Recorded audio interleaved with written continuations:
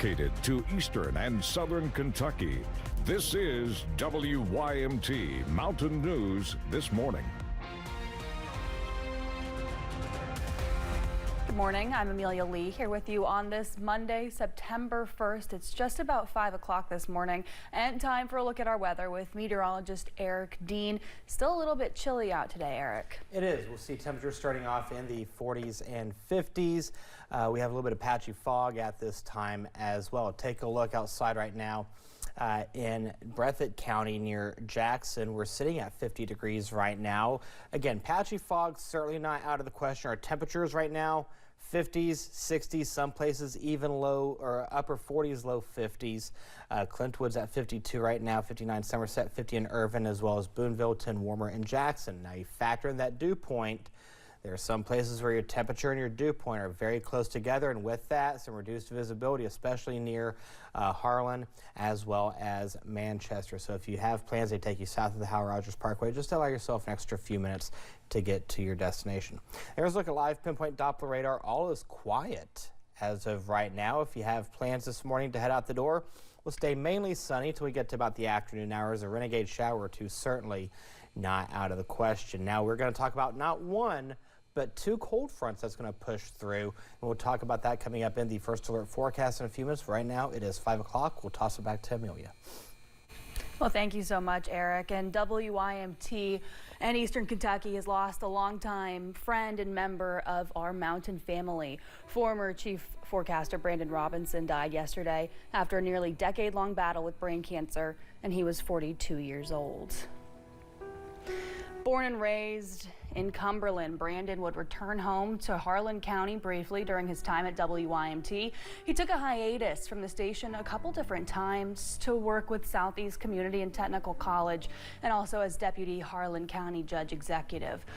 Harlan County Judge Executive Dan Mosley, also a former WYMT reporter, said, quote, Brandon was extraordinarily special. He was one of a kind and one of the most genuinely caring people I have ever met or known. His wife, Stephanie, family, friends, and WYMT family will be in my prayers in the days ahead. And folks from throughout the WYMT coverage area and beyond are remembering Brandon Robinson. Here in Hazard, Betsy Clemens and Janet Prater-Smith with the Hazard-Perry County Chamber of Commerce released this statement on social media saying, quote, we are deeply saddened by the loss of someone so special, one of the most giving and wonderful friends we've ever known. He was also our favorite weatherman, especially because of his love for snow. Though he's no longer with us, he will forever be missed and will always live in our hearts. Well, this next piece you might have seen before. We first aired it when Brandon announced his retirement in 2024, and we want to revisit it now to remember the good times, hard times, and everything in between. For all of us here at the station, join us as we take a walk down memory lane to remember the highs and lows that we've experienced with Brandon since 2007. This forecast is brought to you by the letters T, G, I, and F. Tornado on the ground in West Liberty. We've got tornado on the ground. Tornado on the ground in West Liberty from the National Weather Service. When I finally got home that night and got to sit down and kind of, it was after the 11 o'clock news, it hit you. It just kind of, you know, did I do enough? Did we give enough notice? Were we serious enough? Could we have done more? And, you know, I call it survivor's guilt. Steve Hensley and Brandon Robinson, come on up for Tornado Outbreak. This is the first Emmy win for our station.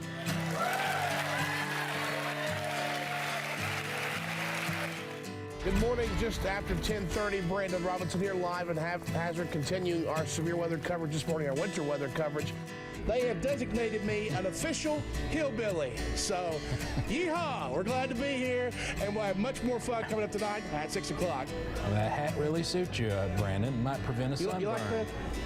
It might. I don't know, that bald head of mine, you never know. You know, we did get some rain yesterday at times, so it wasn't a complete washout, and we just lost our lights this morning. So, a little bit of a, let's go to live pinpoint off the radar till we get that should be lit up, right? There you go.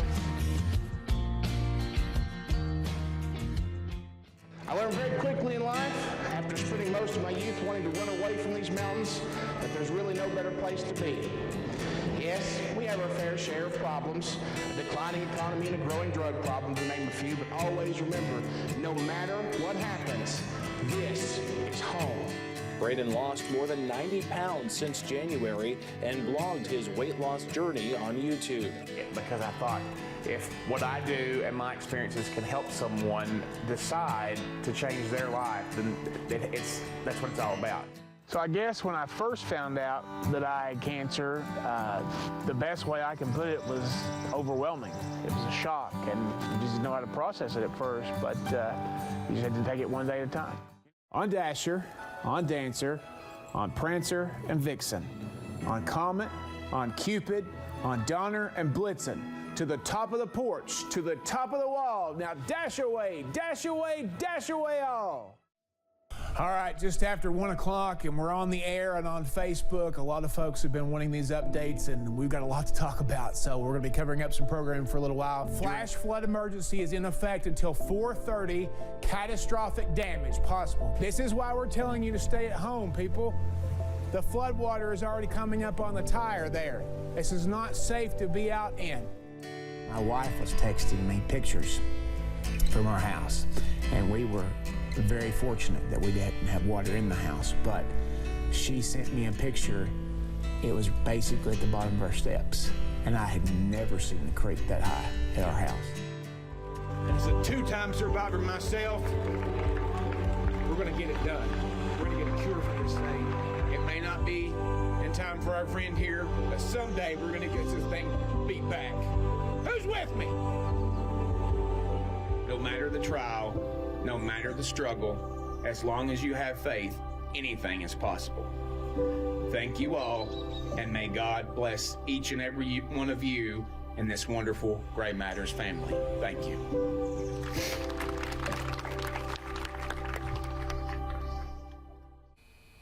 Within the walls of the station, Brandon was more than a coworker. He was our friend, family, and so much more. During his 17 years here, he has worked with dozens of coworkers, and each are remembering him in their own special way. There's just kind of this mutual understanding of, you know, you come from Eastern Kentucky, you go to school in Eastern Kentucky, and then you work in Eastern Kentucky. Like, there's a true sense of pride there. And if anything that I have taken away, you know, from my time with him throughout my career, it's that, you know, I'm a human first and a journalist second, because that's all that mattered to him. We're going to get out of this cancer funk, and we're going to find an end to it. And it's through that and advocacy that we can do it. So continue to do that for him, for maybe a lost family member of their own, because so many of us have been touched by it. And, you know, a whole community this time, thousands of us that knew him and loved him, we were all touched by it too. He said, "Don't be sad." And as much as all of us want to be sad today, we want to cry, we want to ask why,